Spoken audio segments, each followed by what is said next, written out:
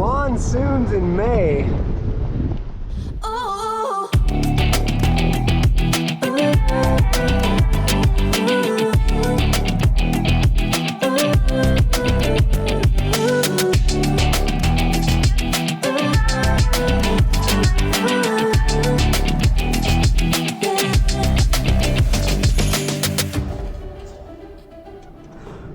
What is this? Monsoon weather in May? Wow. Cool. First rainstorm of the season. It's like the second week of May. Look at that. The sky looks wicked. Almost looks like one of those tornado skies or something. Boy, it's nice to have some moisture coming down. Well, we've got a little situation with Henry, the 20-year-old gecko. Or I guess maybe he's 19. It's hard to see, but his foot there on the left, I guess last time he peeled, it didn't go so well. And he gets impatient and he basically bites his toes off. So he's definitely lost a number of toes in the front over the years. But that foot on the left, it has not been looking good. So he's now peeling again, so I'm hoping that we can get it peeled off properly this time and that foot can start to heal a little bit, but he definitely will have less toes. He's super cranky because I keep putting him in the bath. He does not like it, but it will really help him peel. Yeah, so I'm really excited that he's peeling again because this is basically our only chance for destrangulating that foot. Basically, when it doesn't, the skin doesn't peel off properly, it just kind of stays there and sort of strangles his little foot. Don't you crawl out of there now. Stay in your bath, buddy. Oh, your foot. What did you do to it, buddy? Stay in your bath. It's going to make you feel better. Alright, so I've stopped everything I'm doing and I'm working on the gecko. We're going to try to save that foot. I don't want to have to take him to the vet. I have taken him before, and boy does he really hate it. He was sick before in the past, and I had to take him to the vet, and he's always let me hold him and pet him, and after the trips to the vet, it took about a year before he would let me hold him again. Every time I went to pick him up, he would do this like alligator death roll to get away from me, so that made me very sad. So I want to avoid the vet if possible. Alright, so we're off to put him back in the bath.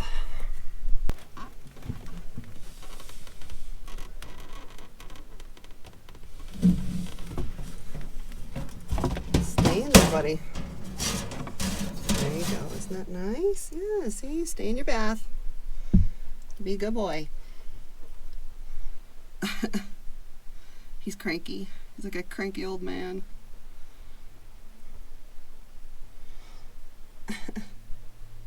It's warming up. We can probably remove some of the insulation around your cage. That's a multicolored beach towel that's wrapped around his cage with styrofoam underneath for insulation to keep him warm during the winter. Alright, buddy. Good job. There's been an incident. Ed, do you want to tell the people what has happened? Well, I was filling the tank for the RV and I stepped away and it overflowed and it ran for probably an hour with a decent pressure pump. So luckily the tank didn't explode, but it overflowed into the basement. And unfortunately, as you can see, because the water fill is right on the other side of this cabinet, it got underneath our electrical cabinet. I'm gonna have to try to take some of that carpet out of there, and it got underneath two of these cabinets. So I had to cut them open, and you know, RV designers don't really do things very smart. So they put carpet and pad under the cabinets. And then to top it off, they sealed in the carpet and pad under the cabinets with plastic. So it would never dry. That would just stay wet forever. So I'm really glad I opened this up. I had to cut that. I had to cut both cabinets open. We just debated whether we should cut the cabinets apart, and then we decided to, and it looks like it was the right decision. Yeah, I this just one, cut the floor plate. Too down here was covered in plastic. Yeah, all I did is just cut into this floor plate, and then what I'll do is might be hard to see. Yeah, I just here, let me turn on the light. So there we go. I cut into this Nice. floor plate, and then I'll just put that back, and then I'll just get another thin piece of wood to put over the top of it, and you'll never know it ever happened. Yeah. And I'll do that on both of them. So Luckily, we used to own a carpet cleaning company, and we did water damage restoration. So water and fire Ed knows restoration. just what to do. And we also have a little mini air mover. Yep. So what'd you say the key to water damage? Expose it, dry it out. And what'd you say? You had a whole little saying. You got to open it up and expose it and dry it out. Yep, that was it. Open it up, expose it, dry it out. There you go. Now, and then we're going to run a high-speed fan on this probably for like Just- 3 days. Just what we felt like doing tonight. Yeah. Ripping apart the bedroom and doing a water damage. Yeah, we'll turn the fan off while we sleep, obviously. Life is fun. Yep. Okay, so I'd also wanted to show you guys that when I cut the floor plate of this cabinet open, this is in a sealed space where there's just no way to get in there. And look at that, there was a nest. There had been a mouse in there at some point. I don't think this is necessarily from when we were here. I mean, I think this could have been from when the person owned this in Washington. Hard to say when that was, but that shows you that even when you cut open a cabinet where there's no way in, you'll still find a mouse nest. Ed's got the pad pulled up. We're lucky because it did not, I guess Homie is coming to investigate. It did not get to our electrical stuff in that one cabinet where the breakers are and all that. So we're super thankful for that. Now we're gonna set up the air mover. Yep, And show let where it I dry cut out all the carpet and pad underneath there. Yeah, that's where all the magic happens. Yep, That's what was there. and there's all the carpet and pad. There's Inspector Homie. What do you think, bud? Yep, here's all the carpet and All pad. in he the wants to trash. know is his dinner affected? Is my dinner time affected? Oh, there's my dog food. Alright, good job, Ed. Day 2 of working on this gecko. So I literally spent about 45 minutes hunched over his cage yesterday trying to get him properly peeled or molted, whatever the right word is. But he was so cranky he was trying to bite me, which he never does. So normally I can just hold him and kind of use the tweezers there to help pull the skin away, and then I'll kind of guide it to his mouth so he can pull it himself and eat the skin like he's supposed to. But he just wouldn't let me hold him at all. Kept trying to bite me. So he's still got some skin around that eye right there. I got to try to get that. When that happened before, when I couldn't get it off, he got like a really bad eye infection. So I'm definitely concerned about the skin around the eye. And then we've still got this other foot on this side. Probably very hard to see. But it's actually looking better. I mean, it looks like kind of like a red ball, but you can't see, but the skin around the ankle part is coming loose. So I'm hoping that I can help pull that off a little bit and de-strangulate his foot. But other than that, we got all of it off. I got his whole tail.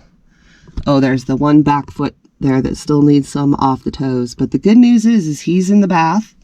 He is cooperating. It must feel good. He's been in the bath for about 25 minutes, so that's about as best as I can hope for today. So I'm not sure what I'm going to do about his eye, because I really need to be able to hold him and carefully pull that off. Maybe once his foot feels better, he won't be so cranky, but the good news is he's staying in the bath.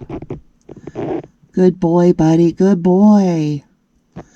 Boy, the things we do for our pets, huh? I can't believe he's almost 20 years old. I had no idea he was going to live this long.